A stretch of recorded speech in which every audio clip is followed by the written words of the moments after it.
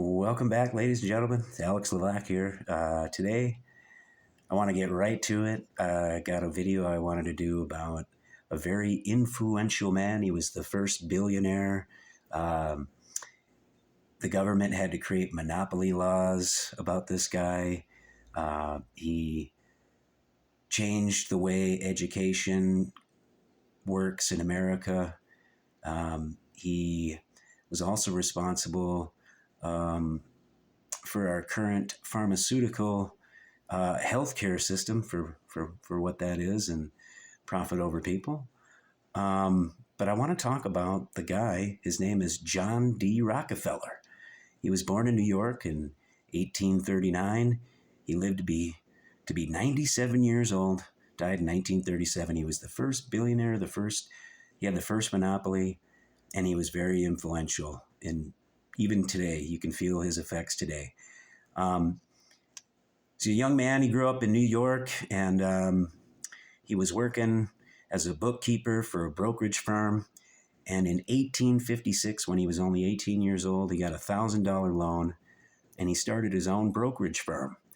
And he was very successful. In the first year alone, in today's money, he made about $500,000. And that's pretty good for a young 18-year-old. Eventually, he was doing so well.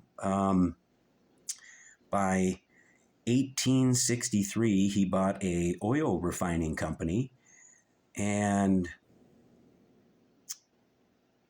2 years later, Standard Oil was established, and it was worth about $72,500, or in today's money, it was about $1.2 million. So from 1865 to 1880, he bought up 22 different oil companies, and he took the best employees of all those companies. And so by 1880, J.D. Rockefeller's Standard Oil owned 20,000 oil wells, 4,000 miles of pipeline, and he employed over 100,000 people. And that's 1880. And by 1880, he was in control of 90% of all the oil production in the United States. And so it took 10 years from 1880. So in 1890, the U.S. government finally passed the Sherman Antitrust Act and charged Standard Oil, J.D. Rockefeller, as being a monopoly. And it took until 1911 for them to actually break up Standard Oil into 34 separate companies. So he had 21 years, right, to make shell companies and sell everything and basically double his money. He used 2 decades to do that, further enriching himself.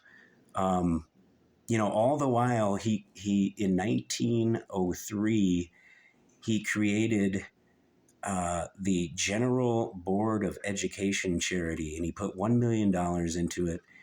4 years later, in 1907, he had donated $44 million, and in doing so, he used all that money to grease. He was greasing the right schools, the right teachers' unions, and FDR, Franklin Delano Roosevelt, who served 3 terms, he put him as an educational czar in his first or second White House administration.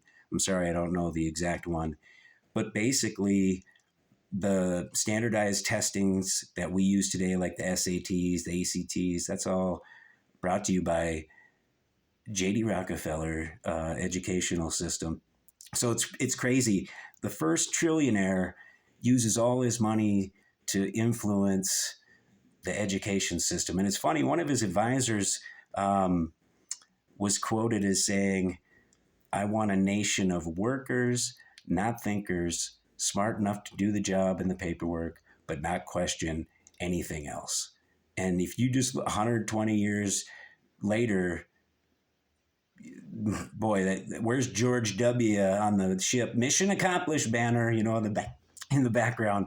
So, in addition to having a huge effect on education and creating a nation of workers, not thinkers, critical thinkers, they don't want that, doesn't benefit them. He also changed the way that doctors get their doctorates, and they got rid of um, homeopathic, natural remedies, like all the tonics that had every kind of drug that you could imagine in it. They finally got rid of that. And then it kind of became a profit over people instead of, healing.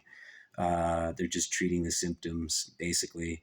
So it's crazy to me that one guy had such an effect.